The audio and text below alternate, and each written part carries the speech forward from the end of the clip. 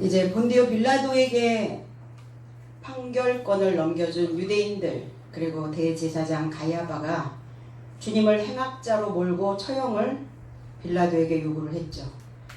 주님은 죽음으로부터 분리된 죽음, 결국 내가 옛것이 죽어야 새로운 삶으로 부활되어져 있을 수밖에 없는 그 새로운 부활을 채워지게 하시려는 의도셨다.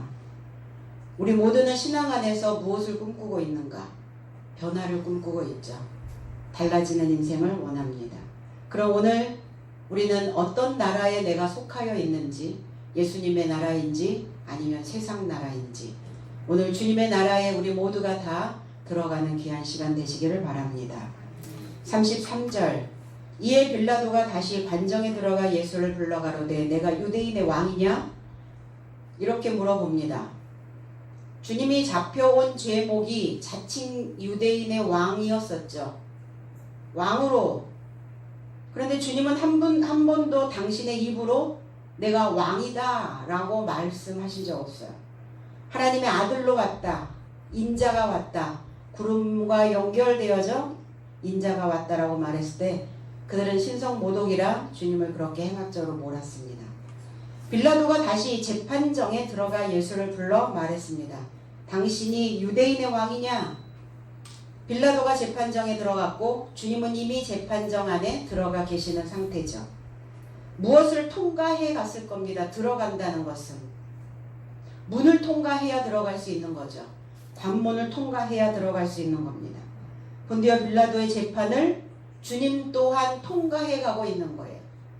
우리에게 주어져 있는 어떠한 상황, 아니면 극한 상황, 아니면 그냥 일상생활에서 내가 넘겨가야 되는 어떤 생활들이 내 안에 들어오면 우리는 그 문제들을 어떻게 통과해 가고 있는가를 다시 한번 짚어봐야 되겠습니다. 우리는 주변에서 어떠한 것으로 나를 찌르는 어떤 상태를 우리가 통과해 가지 않으면, 어떤 문제를, 어떠한 삶을 내가 통과해 가지 않으면 항상 그 상태에 걸려 있게 된다는 겁니다. 근데 걸려 있게 되면 어때요? 스스로 자신을 또 찌르는 빌라도와 같은 그러한 역할을 또 하게 된다는 거죠. 무엇이 우리 안에 통과되지 않고 있는가? 어떤 것이 늘 나를 가로막고 있는가? 내가 들어가지 못하도록 어떠한 것이 나를 늘 가로막고 장애물이 내 안에 어떤 것들이 있는지를 우리는 알아야 된다는 겁니다. 오늘 빌라도가 찔러도 주님을 찔르죠. 네가 유대인의 왕이냐? 사실은 그걸 인정하는 것이 아니라 조롱 가깝게 비아냥거리는 그러한 말투로 그렇게 물어보고 있는 겁니다. 네가 다스리는 자냐? 통치자냐? 네가 하나님의 아들이냐?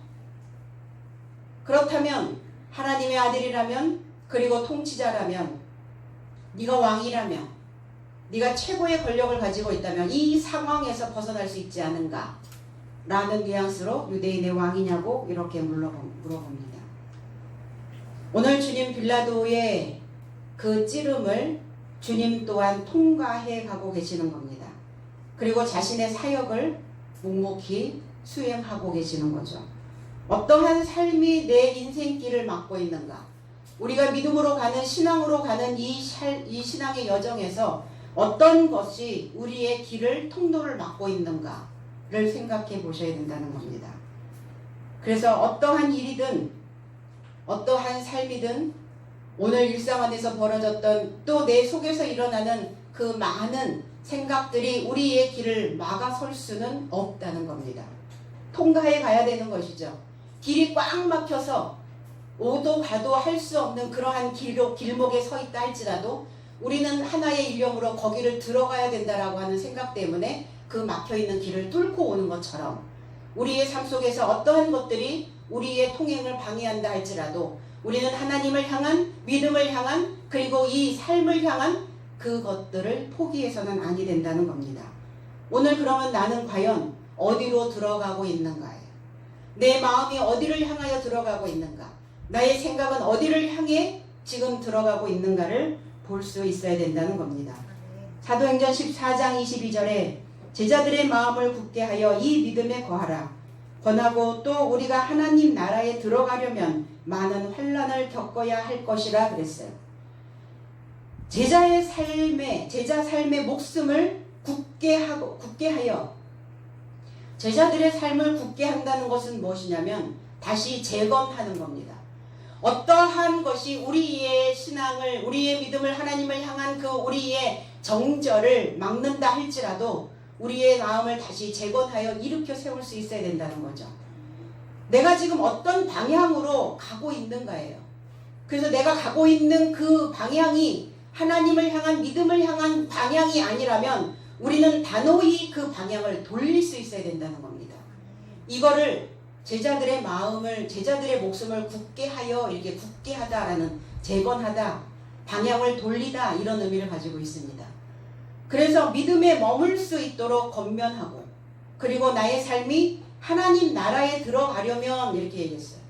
그럼 우리가 하나님 나라에 들어간다는 것은 무엇을 의미하는가? 환난을 통과해야 된다는 거예요. 우리는 환난 그러면 피부에 와닿는 환난, 아니면 내 마음속에서 일어나는 환난, 우리가 머릿속에서 생각하고 있었던 어떤 일들이 정리되지 않는 이런 것들이 다 환난이라고 이야기를 합니다. 그런데 이 들립시스라고 하는 이 환난은 무엇이냐? 내 안에 어떠한 자국을 남기는 것을 환난이라고 이야기합니다. 생의 바퀴 자국, 그리고 무엇을 지는, 그리고 고뇌하고 있는, 무거운 생각을 하고 있는 거예요. 내 마음속에서 긁히는 소리, 그리고 갉아먹는 소리, 씹어먹는 소리, 이런 소리가 내 마음에, 내 생각 안에 들어오면 그것을 우리는 환난이라고 말합니다. 왜 우리는 하나님 나라에 들어가려면 환난을 통과해야 된다고 말씀하고 있는가? 우리는 말씀의 짐을 메고 있습니다. 말씀의 짐을 메고 고뇌하고 있어요. 오늘 내가 이 생각을 해도 좋은가? 오늘 나는 이 방향을 설정하여 가도 괜찮은가? 내 마음은 지금 어디를 향하여 흘러가고 있는가? 내 마음에 하나님을 향하여 가는 그 통로를 막고 있는 장애는 무엇인가? 이러한 말씀들이 내 안에 들어오면 우리는 그 말씀이 내 속을 긁게 되어 있어요. 우리 예전에는 인쇄기가 없는, 프린터기가 없었던 그 시절에는 등사판이라고 하는 그곳에 기름종이에다가 그 철필로 그것을 긁어가지고 글씨를 등사를 했던 것을 기억을 합니다. 그러면 그건 하나님의 말씀이 내 안에 들어오면 내 마음을 긁는다는 거예요. 내 신경을 자극한다는 겁니다. 이것이 환난이에요. 긁히는 소리. 그러면 긁힌다는 것은 뭐냐? 그게 씹는 소리요, 먹는 소리라는 겁니다. 하나님의 말씀을 씹어먹고 하나님의 말씀을 갉아먹어야 되는, 그래서 그 누에들이 그 뽕잎을 막 갉아먹는 소리가 들리죠. 막 바삭바삭바삭 소리가. 그럼 내 안에서 어떤 갉아먹는 소리, 긁히는 소리, 이게 환난이에요. 그냥 아무 소리도 들리지 않으면 되는데 내 신경을 자극하는 어떠한 단어도, 어떠한 소리도, 어떠한 것도 들어오지 않으면 괜찮은데 들어온단 말이에요. 왜? 살아있으니까, 살고 있으니까, 숨쉬고 있으니까. 숨쉬고 있는 동안은 우리는 반드시 이 환난이 우리의 삶 속에 늘 다가오게 되어 있다는 거예요. 그럴 때 우리는 이 환난을 어떻게 통과해 갈 것인가? 씹어 먹으면 됩니다. 그리고 주저앉아 있었던 그 마음이 다시 믿음으로 재건되어지고 고정되어져야 된다는 거예요. 목숨에 안주하려는, 허름한 집으로 들어가려는 생각을 예수님 나라의 그 방향으로 단호하게 돌리면 그것 자체가 사실은 우리에게는 환난이지만 그 환난은 우리에게 고정된 생각과 하나님을 향하여 변하지 아니하는, 변치 않는 믿음을 허락해 주신다는 겁니다. 시편 88편 2절에 나의 기도로 주의 앞에 달하게 하시며 주의 길을 나의 부르짖음에 기울이소서 그랬어요. 나의 기도로, 나의 간구를 주의 앞에, 주님을 향하여 주님의 면전에 달하게 하시며, 달하게 한다라고 하는 이 의미는 들어가게 하시며, 내 기도가, 내 간구가 하나님을 향하여 들어가게 하시며, 그러면 들어가게 하려면 무엇을 해야 되느냐? 들리는 말씀이 의심이 없어야 해요. 그리고 내가 살아가는 내 삶을 의심하지 말아야 된다는 겁니다. 내가 믿고 있는 그 하나님을 의심 없이 그 말씀을 먹을 수 있어야 된다는 거예요. 이게 들어가는 자의 모습입니다. 그럴까? 저럴까? 먹어야 되나? 뱉어야 되나? 아니면 내가 이 방향으로 가는 게 맞는지 틀리는지 그냥 의심하지 말고 가시라는 거예요. 가다가 아니면 단호하게 돌리면 됩니다. 또 내가 방향을 돌릴 수 있는 그 상황이 되지 않을 때는 그때 내가 기도가 필요한 거예요. 그리고 강구가 필요한 겁니다. 그리고 기도 요청이 있어져야 된다는 것입니다. 주의 길을 이렇게 해서요. 주님의 귀가 어디 있습니까? 주님의 귀를 본 적이 있으세요? 내가 강구하고 있는, 내가 하나님을 향하여 의심 없이 들어가고자 하는 내 마음을 알아달라는 거예요. 알아들으시라는 겁니다. 알아차려달라는 거예요. 그래서 귀가 천평이다라는 단어가 있어요. 의미가 있어요. 귀가 천평이어야 된다. 귀는 넓어야 된다고요. 많은 소리를 들어야 되고 많은 소리를 담아내야 됩니다. 근데 내가 듣고 싶은 말만 담죠. 내가 듣고자 하는 소리만 내 안에 담아둡니다. 그러니까 귀가 천평이 될 수가 없어요. 하나님의 귀는 천평입니다. 내 마음속에 내가 생각하고 있는, 내 마음 먹고 있는 것도 하나님께서는 귀를 기울여 주신다는 거예요. 들어주신다는 겁니다. 나의 부르짖음에 기울이소서, 나의 외침에, 나의 함성에, 나의 고함치는 소리에 귀를 기울여 주시옵소서. 하나님의 귀를 뻗어달라는 거예요. 내 마음을 향하여 뻗쳐달라는 겁니다. 귀를 넓게 펼쳐달라는 고백입니다. 근데 이 시편 88편에 88편 1절에 맨 위에 그 어떤 단락이 있죠. 그게 1절에 들어가요, 사실은. 그런데 개역성경에는 그것을 1절에 넣지 않고 그 다음 절서부터 1절로 이렇게 들어갔죠. 이렇게 되어 있어요. 1절에 고라 자손의 찬송시 곧 에스라인 헤만의 맞쓰길 영장으로 마할랏 르안노세 맞춘 노래. 어렵죠. 이게 1절인데 1절을 해석하거나 1절을 설교하는 자는 못 봤어요. 제가 지금까지는. 근데 1절이니까 해석을 해야 되죠. 왜? 고라 자손의 찬송시 곧 에스라인 헤만의 맞쓰길 영장으로 마할랏 르안노세 맞춘 노래라고 이렇게 시편 88편에 기록되어져 있을까? 고라라고 하는 이 코라흐라고 하는 단어는 대월이라는 단어예요. 반질반질하다, 털을 뽑다, 매끈하다. 그래서 얼음과 같은, 그래서 늘 얼어있는 이러한 자를 고라라고 이야기합니다. 그래서 이 고라 자손, 고라가 세워서 부르는 노래, 고라가 지어서 부르는 노래, 이런 의미거든요. 고라 자손의 찬송시라는 의미는. 그래서 시라고 하는 의미는 악보에 맞춘 시, 마지모르라고 하는 이 단어인데, 성가, 우리 성가하죠. 모통일돌 성가, 오늘 여성교들이 성가, 이게 시입니다. 시. 에스라인 헤만, 에스라인은 에즈라히라고 하는, 세라의 자손 에스라인이라고 하는 간직하다라는 의미를 가지고 있어요. 고라가 지어서 부르고 있는 그 노래를 간직하여서 세운 이 헤만이라고 하는 의미는 고라 자손이 지나가고 그 다음에 헤만이라고 하는 자손이 등장을 합니다. 그래서 헤만, 신실하다, 세우다, 지탱하다, 오른쪽으로 가다. 이 헤만이라고 하는 단어에서 아만이라는 단어가 만들어지고 아만이라는 단어에서 아멘이라는 단어가 만들어집니다. 우리가 아멘 하는 이유는 뭐냐면 지탱하기를 원합니다. 내가 오른쪽으로 돌리기를 원합니다. 내가 신실하게 세워지기를 원합니다. 라는 의미의 아멘이라는 단어예요. 그리고 맞쓰길이라고 하는 의미는 맞쓰길 영장, 맞쓰길이라고 하는 의미는 교훈이라는 단어예요. 교훈, 그리고 신중히 생각하다, 현명하다, 이런 의미를 가지고 있어요. 그럼 우리는 다 맞쓰길이어야 되죠. 현명해야 됩니다. 어떠한 행동이나 어떠한 말을 할 때 우리는 신중히 해야 된다는 거예요. 그래서 그 신중히 생각하고 말하는 자를 우리는 현명하다 이렇게 표현을 합니다. 그리고 영장, 나사흐라고 하는 이 단어는 뛰어나다, 빛나다, 우대받다.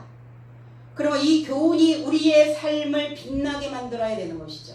신중하게 생각하고 있는 그 삶이 뛰어나다는 겁니다. 그리고 그 뛰어난 자를 우리는 신뢰하죠. 이 영장이라고 하는 이 의미는 또 긴 여행에서 빛을 잃어버리는 그 삶이 내게 도달한다 할지라도 우리의 삶을 비춰주는 그 교훈에 맞서길 영장이 내 삶에 있으면 긴 여행에서 밝히 보이는 물체와 같은 빛나는 물체, 나의 길을 인도하는 빛과 같은 것이 바로 그 교훈의 영장, 맞서길 영장이다 이렇게 표현을 합니다. 맞서길 영장으로 마할랏라고 하는 의미는 애통하다, 쓰다듬다 라는 의미를 가지고 있어요. 그래서 이 삶이 애통해야 된다는 거예요. 애통하는 자는 복이 있나니 이렇게 말씀하셨거든요.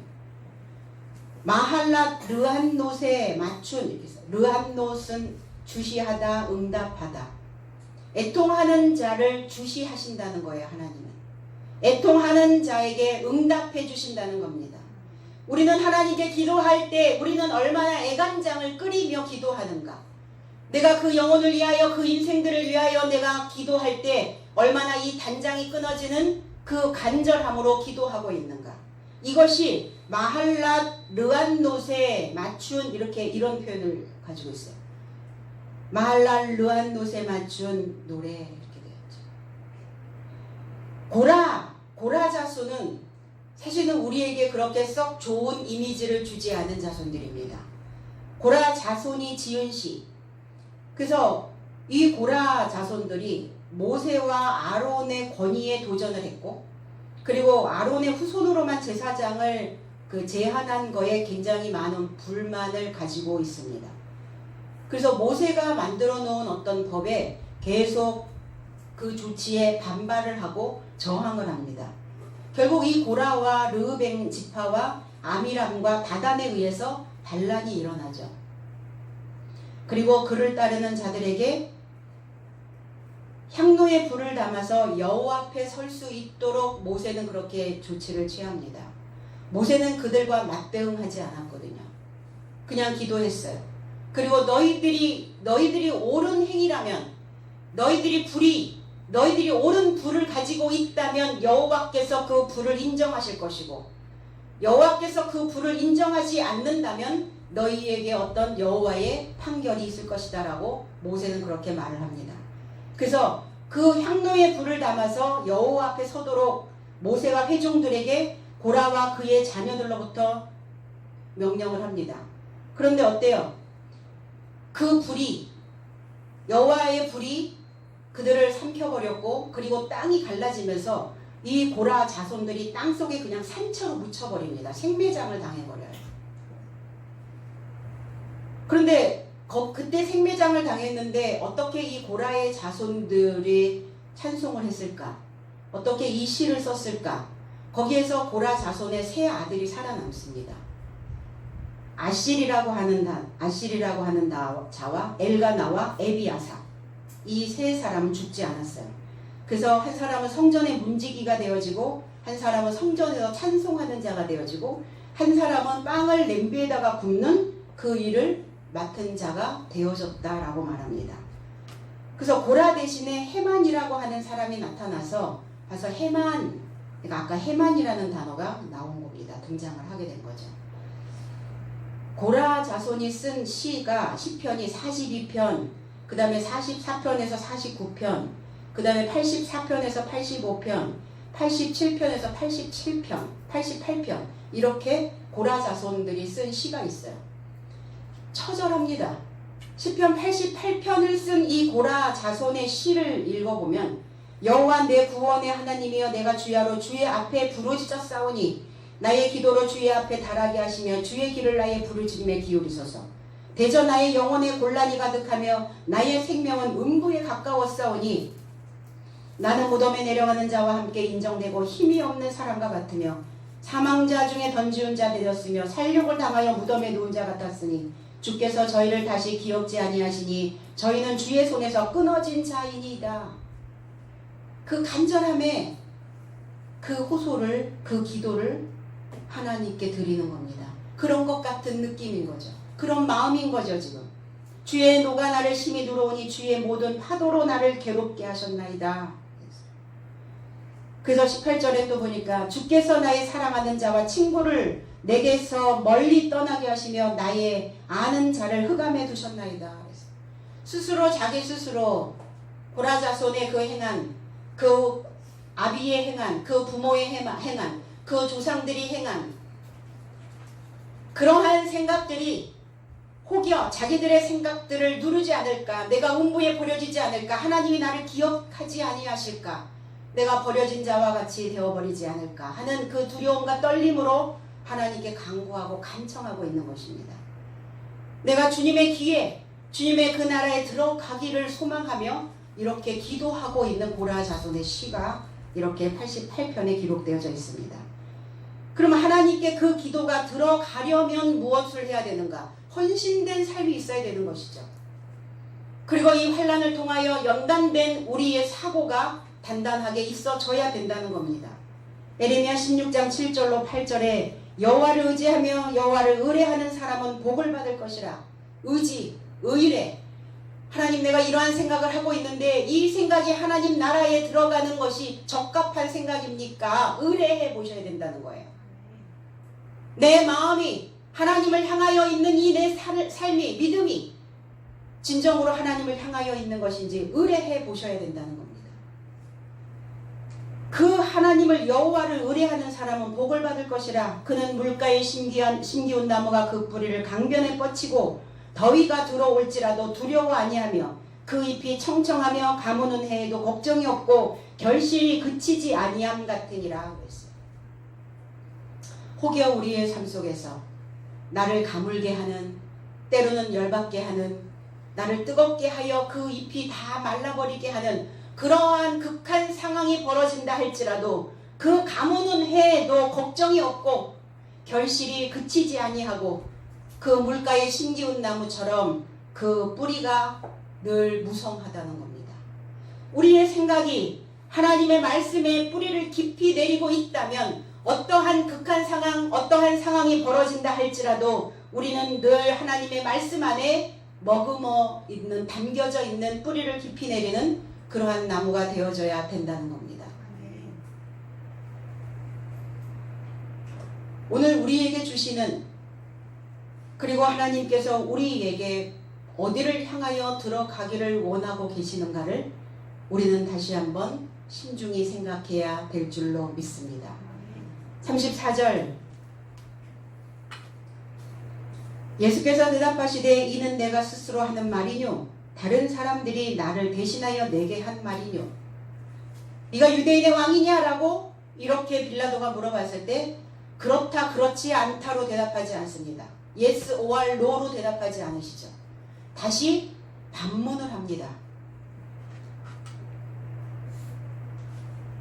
예수께서 그에게 답변을 하십니다. 이것을 당신 자신으로부터 말하였는가? 네 스스로 지금 말하고 있는 것이냐? 아니면 다른 삶이 나에 대하여 당신에게 말하였는가? 가야바라고 하는 대제사장과 겉으로 믿고 있는 유대인들이 당신에게 말해준 것이냐? 아니면 너 자신으로부터 지금 알고 있는 것을 말하고 있는 것이냐? 빌라도는 쿡 이렇게 찔렀죠. 그런데 주님은 다시 빌라도에게 반문하고 또 이야기를 물어보고 있는 것입니다. 빌라도가 얻고자 하는 답을 주께서는 말씀하시지 않았어요. 어째서 주님은 이렇게 다시 빌라도에게 질문을 던지셨을까요? 사실은 우리가 누군가에게 질문을 받으면 어때요? 내가 하고 있는 행동, 내가 하고 있는 언행, 내가 하고 있는 어떠한 생각들이 일치되어지고 있는가? 아니면 내 생각과 내 마음이 지금 따로 놀고 있는가를 알아차리게 된다는 거예요. 오늘 주님의 의도는 네가 하고 있는 말이냐? 아니면 유대인들이 대제사장이 해줬던 말이냐? 이렇게 다시 물어봅니다. 그러니까 생각해 보라는 거예요. 던졌을 때는 다시 한번 생각해 보라. 네 입에서 나온 말이 아니면 유대인들이 대제사장이 준 말이라면 그것이 옳은 말인지 옳지 않은 말인지 다시 한번 생각해 봐야 된다. 네가 나를 법정에 끌고 와서 이렇게 나를 찔러야 되는 상황이, 이 상황이 맞는 것인지 아니면 틀린 것인지 이걸 다시 한번 너는 생각해 봐야 되지 않느냐. 이렇게 주님은 다시 반문을 하고 계시는 겁니다. 주님을 에워쌌죠. 주님을 왜 에워쌌습니까? 주님을 왜 그 재판정 안에 둘러싸고 있습니까? 무너뜨리고자 하는 것이죠. 그러나 결코 주님은 정복당하지 않으셨다는 겁니다. 우리는 어떤 말에 휘둘릴 때가 있어요. 나를 찌르는 말 같은 언어가 들려오면 우리는 그 말에 휘둘리게 되죠.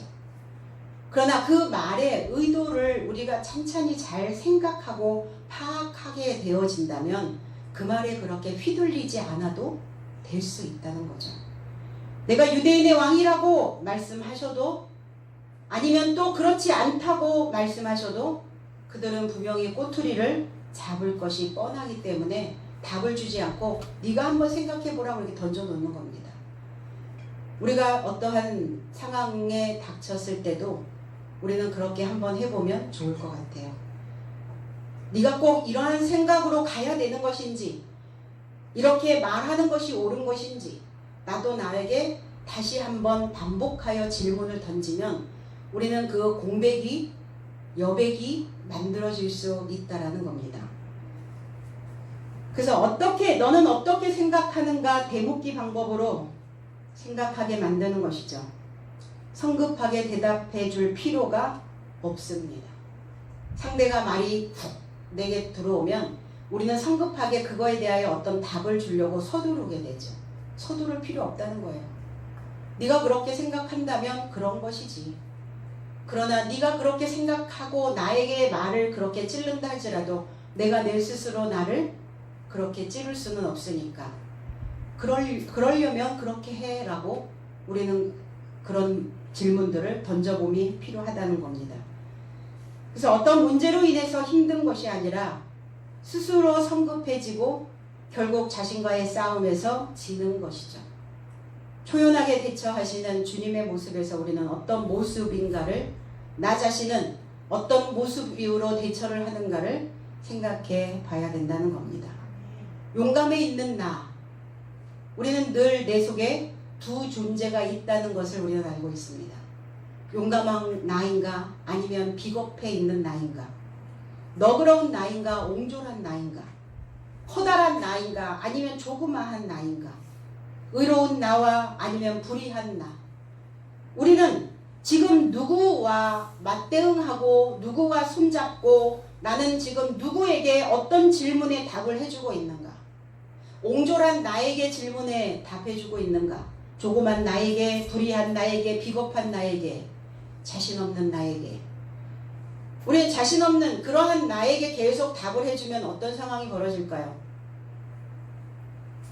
그가 말하는 그 답에 반대의 대답을 해주면 되는데, 그러한 옹졸한, 비겁한, 그리고 불의한 조그마한 나에게 대답을 해줄 때 우리는 그 말에 맞장구를 치게 되죠. 그러면 그자와 손을 잡고 결탁을 하게 된다는 겁니다. 그 말이 나를 찌르는 빌라도와 같은 그 메시지가 계속 내 속에서 나의 생각들을 어지럽히게 된다는 거예요. 하나님을 믿는 믿음, 하나님을 믿는 그 믿음은 어디로부터 오는가? 하나님을 믿는 그 믿음은 말씀에 대한 신뢰로부터 온다는 겁니다. 말씀을 믿는가? 나의 것으로 믿는가? 나에게 적용할 수 있도록 이 말씀을 내가 달게 먹고 있는가? 이 말씀을 먹고 신뢰하고 있다면 나 자신을 믿을 것이고, 내 자신을 믿고 있다면 내 안에 계신, 내 안에 거주하고 계시는 그 하나님을 믿게 되어진다는 겁니다. 하나님을 믿고 하나님을 믿는 믿음으로 그 믿음의 프리즘을 통해서 나의 삶을 보면 우리 삶에는 너무나 다채로운 색깔들이 있다는 거예요. 그런데 유독 우리는 그 한 가지의 색깔만을 고집을 하고 내 인생에서 다양하게 여러 형형색색의 각양각색의 색깔이 내 안에 있음에도 불구하고 우리는 어느 한 색깔에 물들여서 내 안에 그 다양성을 잃어버리게 된다는 겁니다. 왜 그렇게 하는가? 그래서 늘 같은 색깔에 머물러 있게 되죠. 똑같은 패턴의 똑같은 색깔의 옷을 늘 입는다면 어떨까요? 인생은 지루하게 되죠. 그리고 재미없게 된다는 겁니다. 오늘 믿음의 프리즘을 통해서 내 자신의 그 형용 색깔의 빛을 발견하는 귀한 시간들이 되기를 원합니다. 이 프리즘은 어떤 과학의 어떤 물리에서 만들어 놓은 어떤 도구이죠. 그래서 이 빛을 굴절하고 분산시키는 데 쓰이는 부품이기도 합니다. 우리 예전에 그 프리즘을 통해서 보면 그 안에 있는 다양한 색깔들이 눈에 들어오는 것을 우리는 알 수 있었던 것처럼 오늘 믿음의 프리즘을 여러분들이 오늘 만들 수만 있다면 그 믿음의 프리즘을 통해서 다양한 것들을 잠재되어져 있는 그러한 신앙의 능력들을 우리는 바깥으로 꺼냈을 수 있다는 겁니다. 믿는다는 것은 뭘까요? 신앙이라는 것은 뭘까요? 내 안에 잠재되어져 있는 것들을 꺼내는 겁니다. 바깥으로 뻗치도록 꺼내 써야 된다는 거예요. 난 이거밖에 하지 못하고 나는 저거밖에 하지 못하고 나를 한계성으로 만드는 것이 아니라 믿음이 있는 자는 하나님을 믿는 믿음의 프리즘을 가지고 있는 자는 나의 한계성을 만들어내는 것이 아니라 다양한 것들을 내 안에서 무궁무진한 것들을 또 다시 꺼내서 만들어낼 수 있다라는 겁니다. 그래서 비겁하지 않게 옹졸하지 않게 조그맣지 않게 담대함을 발견해내는 겁니다. 오늘 왕으로 힘에 있는 주님은 왕이시죠. 최고의 통치자입니다. 최고의 권력을 가지고 있습니다. 우리를 다 왕이라고 말씀하셨어요. 그렇다면 최고의 권력을 가지고 최고의 통치를 할 수 있는 그리고 그 주권이 저와 여러분들에게 주어져 있다는 겁니다. 그럼 우리는 왜 내 안에 그 왕으로서 주권을 왜 뺏기고 있는가? 내 안에 하나님의 믿음을 가지고 있는 그 프리즘을 통해서 나 자신을 왜 발견해내지 못하고 있는가? 말씀은 프리즘과 같아서 말씀을 통해서 믿음을 통해서 나를 들여다보고 확대시키면 내 안에 너무나 많은 다양한 것들이 들어가 있음에도 불구하고 우리는 왜 그러한 것들을 표출해내지 못하고 있을까? 왜 늘 수줍어 아니면 자신 없어서 늘 숨어버리고 있을까? 이제 오늘 우리 모두가 다 바깥으로 내 자신의 삶들을 마음껏 뻗어내시기를 주님의 이름으로 부탁을 드립니다. 35절 빌라도가 대답하되 내가 유대인이냐 내 나라 사람과 대제사장들이 너를 내게 넘겼으니 내가 무엇을 하였느냐 그랬어요. 빌라도가 답변을 합니다. 나는 유대인이 아니다. 당신 민족과 대제사장의 삶이 당신을 나에게 넘겨주었다. 도대체 당신은 무엇을 행하였느냐? 어떻게 당신 민족과 대제사장이 당신을 행악자라고 넘겨줄 수 있느냐? 그러니까 빌라도도 이해가 가지 않는 부분들이 너무 많은 거죠. 같은 종교 안에 있지 않냐 너희가? 같은 하나님의 이름을 부르고 있지 않느냐? 그런가요? 우리가 하나님 이러면 다 같은 하나님인가? 그래서 구약의 하나님은 구약의 하늘은 두 하늘이었다라는 걸 우리는 알 수 있어요. 어떤 하늘이었을까? 그래서 옛것, 오래된 것, 우리의 본성적 이것이 우리를 장악하고 우리를 다스리고 있는 하늘과 같았던 거예요. 그 하늘이 이제 주님의 십자가 사건을 통해서 쪼개지는 거죠. 분리되어지는 겁니다. 한쪽은 폐기 처분되어져야 된다는 겁니다. 어떻게 같이 믿으면서 너 자신을 당신을 나에게 넘겨줄 수가 있느냐? 나는 로마의 법으로 재판하는 총독이다. 유대와 대제사장들이 합세해서 주님을 넘겨줬죠. 과연 무엇을 행하였기에 당신이 민족이 이러는가 또 묻고 있는 겁니다. 무엇을 행했길래? 분명 대제사장과 유대인들은 빌라도에게 요청하였었죠. 이자가 행악자이니까 처형해 줄 것을 요청을 받았습니다.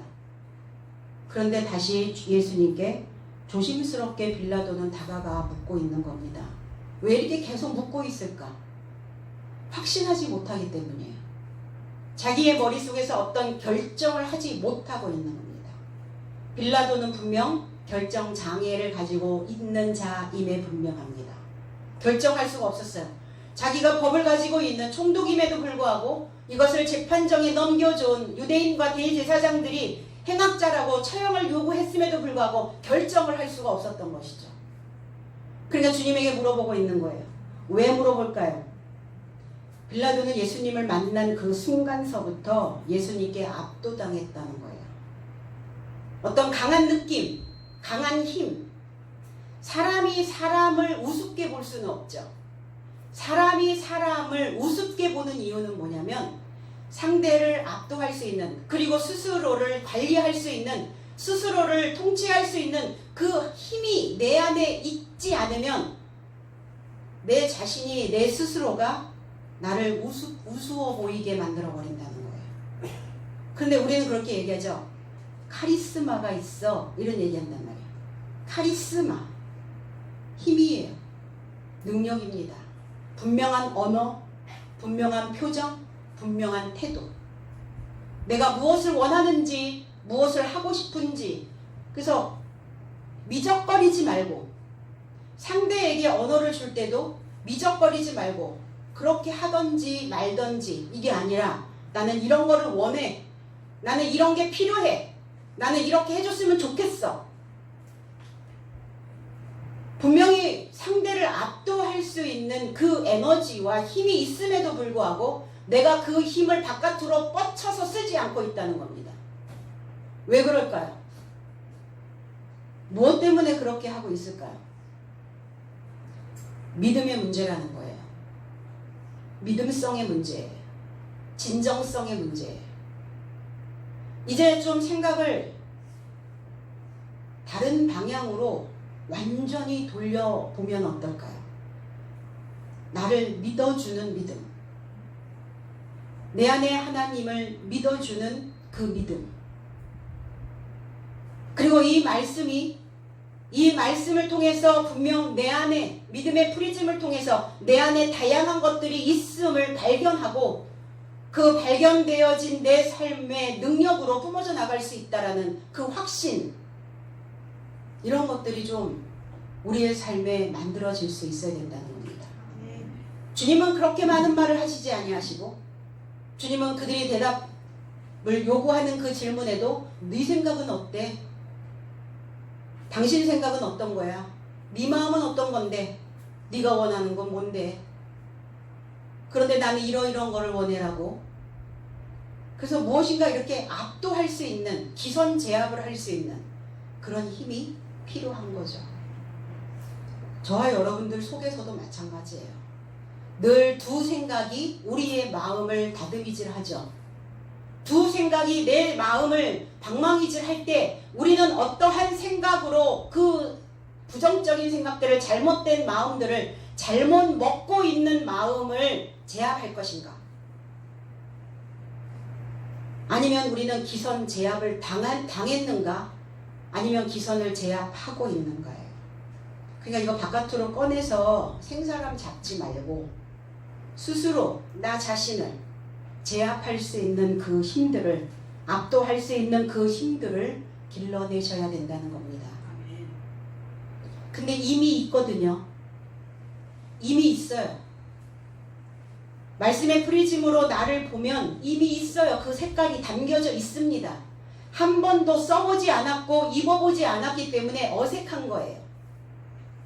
내가 그 색깔만을 고집하며 살아왔던 거예요. 내 인생의 색깔을 정해놓고 변할 수 있는데, 바꿔 입을 수 있는데. 믿음 안에 있다면 우리가 믿는 구석이 있을 땐 어때요? 어린 아이들도 혼자 있는 것과 뒤에 백그라운드가 있는 것과 그 힘의 분산력이 달라집니다. 우리 아버지 있거든? 우리 엄마가 나 보고 있거든? 걱정하지 마. 아빠가 뒤에서 지켜줄게. 엄마가 너 보고 있어. 걱정 마. 그럼 어때요? 배포가 생기죠. 왜 자꾸 나는 소심해지는가?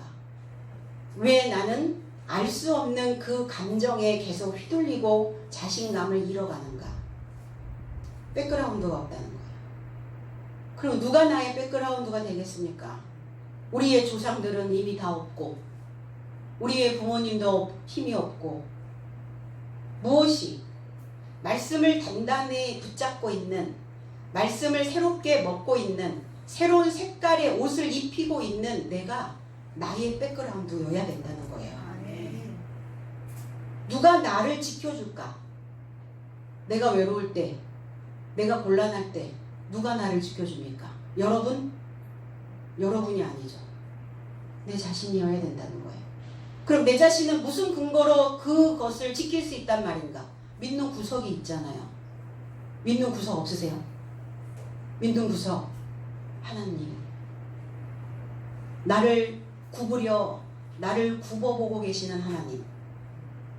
나를 당신의 눈 안에 넣고 나를 늘 지켜주시는 하나님.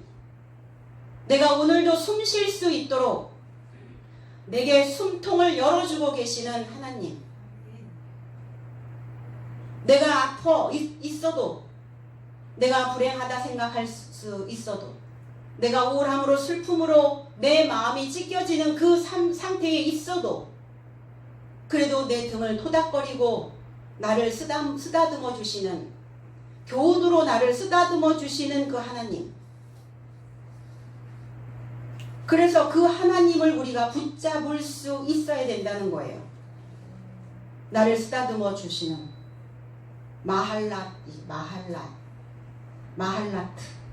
마할라트 르안노스에 맞춘 노래. 마할라트, 나를 쓰다듬어 주시는, 나를 바라봐 주시는, 그리고 나를 이해해 주시는, 나를 우대해 주시는. 누가 나를 우대할 것이냐예요. 타인은 나를 그렇게 많이 우대해 주지 않습니다. 경로 우대? 내 스스로 나를 우대하셔야죠. 내가 나를 우대하지 않는데 바깥에 보여지는 내 생태계에 있는 그 많은 인생들이 나를 어떻게 우대하겠어요? 내가 나를 천대하고 있는데 타인은 나를 우대할까요? 그렇지 않습니다. 이 자연은 끌어당김의 법칙이 적용되어집니다. 끌어당김의 법칙. 내가 나를 우대하는 마음을 끌어당기면 바깥에 있는 사람들도 나를 우대하는 마음이 되어져요. 내가 나를 천대하는 마음으로 끌어당기면 바깥에 있는 사람들도 나를 천대한다는 겁니다. 그래서 함부로 말하고 함부로 표현하고, 그래서 자기 자신을 이렇게 다듬어서 말하지 않는다는 거예요. 그거는 결국은 뭐냐면 내가 나에게도 다듬어서 말해주지 않는다는 거예요. 내가 나에게 다듬어주지 않아요. 나의 말을 쓰다듬어주지 않아요. 그러면서 우리는 상대가 나를 천대한다 생각하면 내 안에서 올라오죠. 불이 붙는단 말이에요. 이미 내 안에서 타고 있었어요. 나를 우대해주지 않는 마음. 믿음 안에 있다면, 하나님을 믿는 구석이 있다면 배포가 있어야 해요. 허리에 힘 빡 주고 배짱이 있게, 배포 있게. 그래서 어떠한 상황이라도 그래 와라, 지나갈 것이다. 내 안에, 내 삶 속에 어떠한 불행도 머물러 있지는 않는다. 시간이 지나듯 세월이 흐르듯 달력이 넘겨지듯 그 당시에는 죽을 것처럼 미칠 것처럼 힘들었던 상황이라도 지나갈 것이다. 근데 간이 콩알만해 져가지고는 어떠한 일도 해낼 수 없다는 거예요. 큰 일을, 위대한 일을 해낼 수 없어요. 위대한 하나님, 크고 강하신 위대하신 하나님을 우리는 믿잖아요. 간이 콩할 만한 하나님을 믿지는 않죠. 그 위대한 하나님을 우리가 믿고 있다면 우리는 내 자신이 어떤 힘에 의하여 끌려다니고 있는지 생각해 볼 수 있어야 된다는 거예요. 그리고 내 자신을 천대하는 그 믿음에서 벗어난 일이라면 우리는 과감하게 그 생각들을 정리해 내셔야 된다는 겁니다.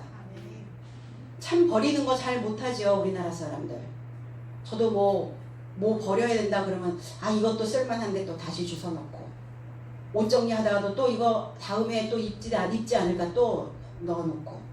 근데 몇 년씩 처박아 놓고 있으면서 입지 않잖아요. 그런 생각들은 과감하게 내 안에서 버려야 된다는 거예요. 그래서 내가 하나님의 생각과 하나님의 그 믿음과 떠나 있는 다른 방향으로 가고 있는 벗어난 일을 하고 있다면 우리는 과감하게 그것들을 정리해내야 된다는 거예요. 하나님의 길에서 벗어났다는 것은 뭘 의미할까? 내가 교회를 안 나오는 거? 말씀을 안 듣는 거? 공부를 하지 않는 거? 다 맞죠. 그런데 거기에 가장 큰 것은 뭐냐면 자기 자신을 축소시키는 일이에요. 나를 위대하게 만들어 놓지 않고 그냥 위대하게 만들어 놓으라고 하여서 허풍쟁이로 만들어 놓으라는 건 아니죠. 에드벌룬처럼 그냥 붕붕 떠다니는 그러한 내 자신을 만들어 놓는 게 아닙니다. 나 자신을 콩알만하게 만들어 놓는 거예요. 나 자신을 찾고 비약시키는 거예요. 나 자신을 찾고 천대하는 겁니다. 나 자신을 축소시키는 그 일이 하나님의 그 믿음의 길에서 벗어난 일이라는 거예요. 우리는 왜 한 번도 그 생각을 해보지 못했을까? 내가 지금 하나님의 그 신앙의 믿음에서 벗어난 길을 가고 있다라고 우리는 왜 한 번도 생각해보지 못했을까? 나는 당연히 내 속에서 나를 축소시키는, 나를 비약하는, 나를 천대하는 그런 일들은 있을 수 있다라고 생각을 하는 거죠. 그럴 때 얼른 생각을 거두셔야죠. 얼른 그 마음이 다시 낫지 않도록, 그 마음이 자꾸 새끼치지 않도록, 꼬리를 물지 않도록 얼른 그 줄을 잡아 당기셔야 된다는 겁니다. 그리고 고삐 풀리지 않도록 하나님의 성전 기둥에 단단히 묶으셔야 돼요. 무엇을 위해서 헌신하실 거냐고요. 내 삶을 하나님께 어떤 것으로 헌신하여 드릴 것이냐고요. 하던 대로 하는 게 아닙니다.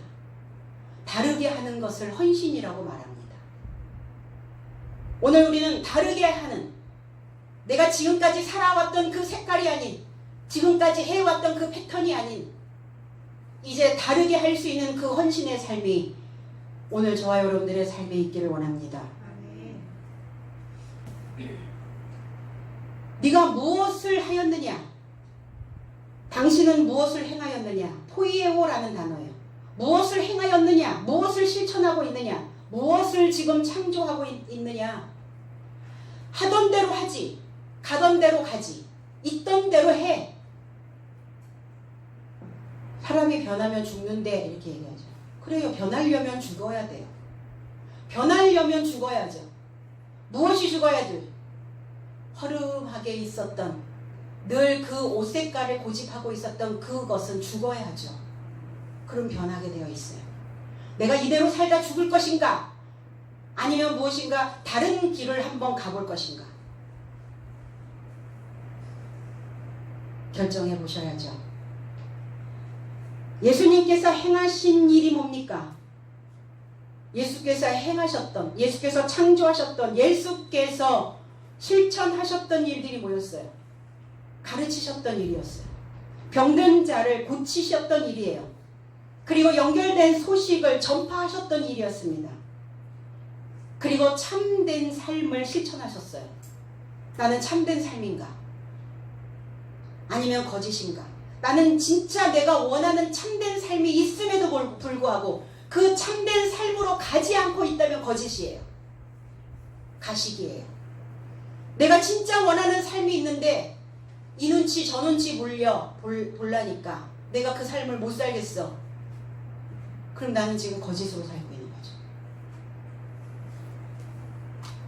주님은 진리를 실천하셨고 참다운 삶이 무엇인지를 우리에게 가르치셨다는 겁니다. 마음이 벗겨져 있는 자들, 헐벗어 있는 자들, 병들어 있는 인생들을 좋은 소식으로 연결된 소식으로 입혀주셨어요. 이게 주님이 행하셨던 일입니다. 그러면 저와 여러분들도 이렇게 살아야 된다는 거예요.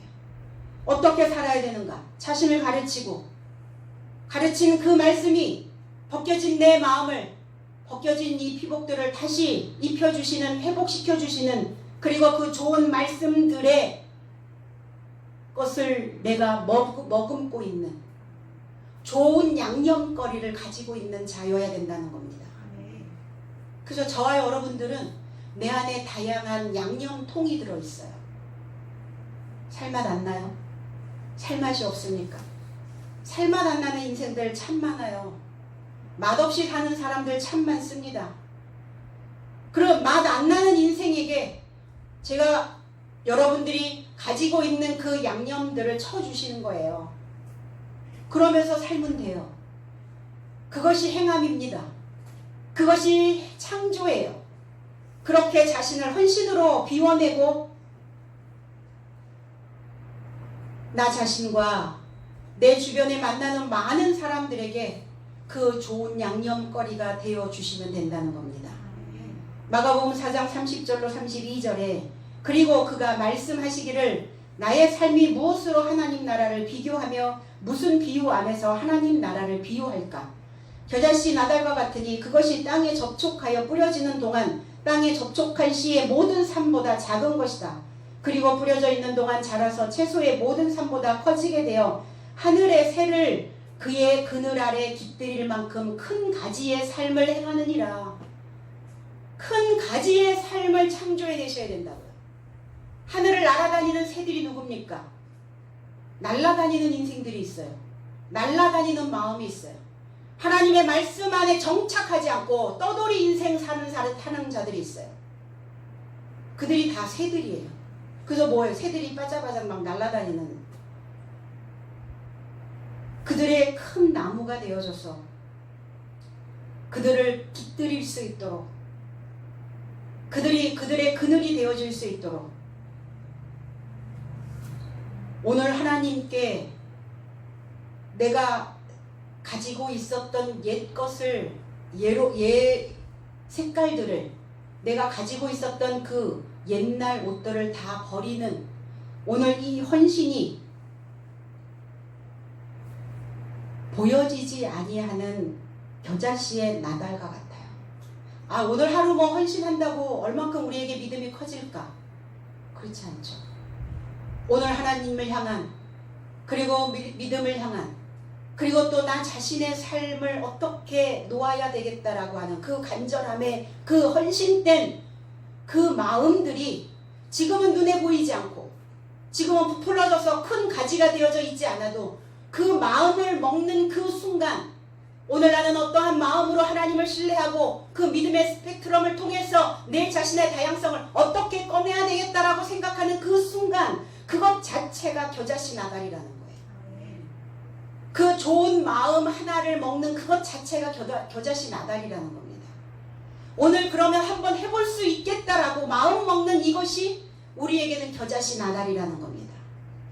눈에 보이지 않는 이 겨자씨 나달과 같으나 그러나 자라면, 땅에서 올라오면 그 떠돌아다니는 거처가 없는 인생들의 거처가 되어줄 수 있다는 거예요. 정하지 못해서 날아다니는 자들이거든요. 정하지 못했어요. 왜? 너무 가벼워. 너무 가벼우니까 정하지 못하는 거예요. 마음이 항상 들썩거리는 거예요. 한번 정했으면 정한 대로 가봐야죠.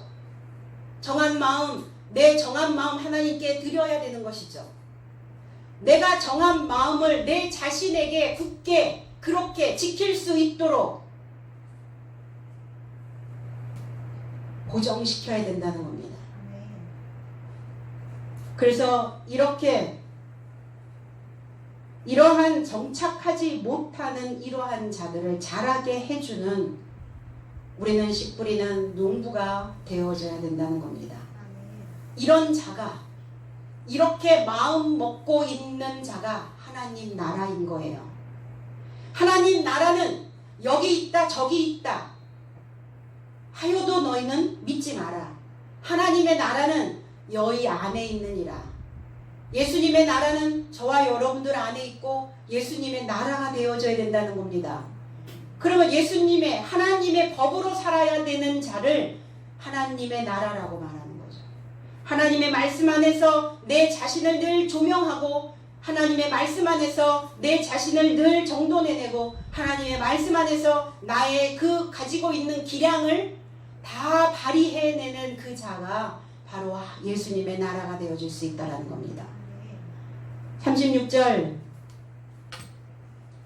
예수께서 대답하시되 내 나라는 이 세상에 속한 것이 아니라 만일 내 나라가 이 세상에 속한 것이었다면 내 종들이 싸워 나로 유대인들에게 넘겨오지 않게 하였으리라.